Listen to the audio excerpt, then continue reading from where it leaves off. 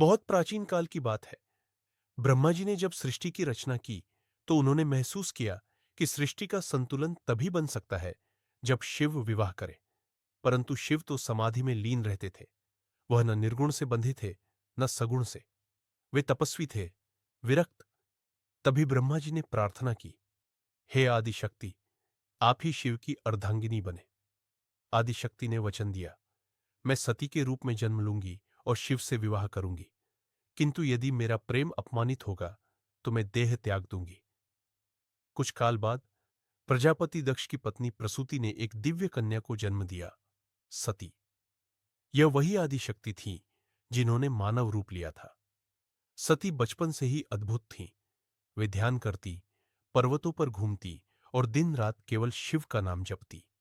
उन्होंने कभी शिव को देखा नहीं था, परंतु शिव उनके रोम रोम में बस चुके थे।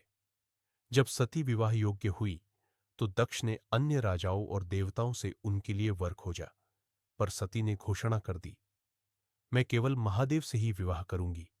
यदि वे मुझे स्वीकार नहीं करेंगे तो मैं आजीवन अविवाहित रहूंगी। ये सुनकर प्रजापति दक्ष क्रोधित हो उठे।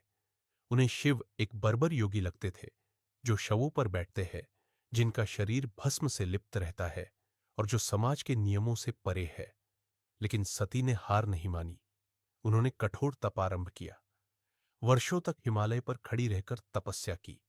शिव को सती की तपस्या ने आकर्षित किया। नारद मुनि और ब्रह्मा जी के आग्रह पर उन्होंने सती को स्वीकार किया।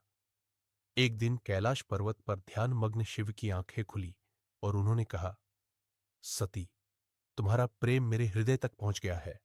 अब हम एक होंगे। शिव सती का विवाह भव्य रूप से हुआ। देवताओं, ऋषियों, गंधर्वों, यक्षों ने आकाश से पुष्प वर्षा की। यह केवल एक विवाह नहीं था, यह प्रेम और तप के मिलन की शुरुआत थी। कुछ समय बाद प्रजापति दक्ष ने एक विशाल महायज्ञ का आयोजन किया। उन्होंने सभी देवताओं को आमंत्रित किया, परंतु शिव और सती को नहीं बुलाया। सती ने जब यह सुना तो उनके भीतर भावनाओं का तूफान उठ खड़ा हुआ। उन्होंने शिव से कहा, यह मेरे पिता का यज्ञ है। भले हमें निमंत्रण न मिला हो, पर मैं वहां जाऊंगी। शिव ने शांत स्वर में समझाया, सती, जहां सम्मान न हो वहां जाना केवल दुख लाता है। परंतु सती का हृदय पिता के अपमान और अपने प्रेम के बीच फट रहा था। उन्होंने अकेले ही यज्ञ में जाने का निर्णय लिया। जब सती यज्ञशाला पहुंची तो उन्हें देखकर कोई खड़ा नहीं हुआ। उनके पिता दक्ष ने उन्हें अपमानित किया और शिव को गालियां दी। सती की आंखों में आंसू भर आए।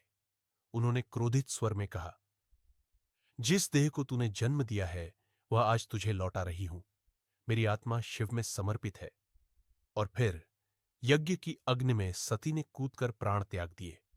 शिव को जब सती के वियोग की सूचना मिली, वे शोक में डूब गए। उनका क्रोध और ध्वक उन्हें तांडव की ओर ले गया। उन्होंने सती का शव उठाया और आकाश पृथ्वी पर घूमने लगे। क्रोध से त्रिलोक डगमगा गया। विष्णु जी ने अपने सुदर्शन चक्र से सती के शरीर के टुकड़े कर दिए, जिससे वे 51 शक्तिपीठों के रूप में गिर पड़ी। शिव हिमालय की गुफा में जाकर गहन समाधि में लीन हो गए। सती की आत्मा शिव में समाहित हो चुकी थी, परंतु सृष्टि का संतुलन बिगड़ गया। तब देवताओं ने आदि शक्ति से पुनः प्रार्थना की। उन्होंने वचन दिया, मैं हिमालय राज की पुत्री बनकर जन्म लूंगी और शिव को फिर से प्राप्त करूंगी। और ऐसे हुआ शक्ति का पुनर्जन्म, इस बार पार्वती के रूप में। पार्वती बचपन से ही शिव के प्रति आकर्षित थीं। उन्होंने कठोर तप किया, हजारों वर्षों तक केवल सूखे पत्तों पर जीवन बिताया। अंततः शिव ने पार्वती को देखा और उनकी तपस्या से प्रसन्न होकर विवाह हेतु हामी भर दी। शिव पार्वती का विवाह पुनः सृष्टि में संतुलन लाया। शिव और शक्ति एक नहीं, अपितु एक ही चेतना के दो रूप हैं। जब एक आशी ने शिव से पूछा, आपके भीतर शक्ति का क्या स्थान है?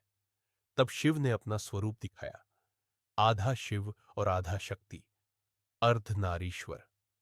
यह संकेत था कि मितम शक्ति के बिना शिव शव है और शिव के बिना शक्ति दिशाहीन।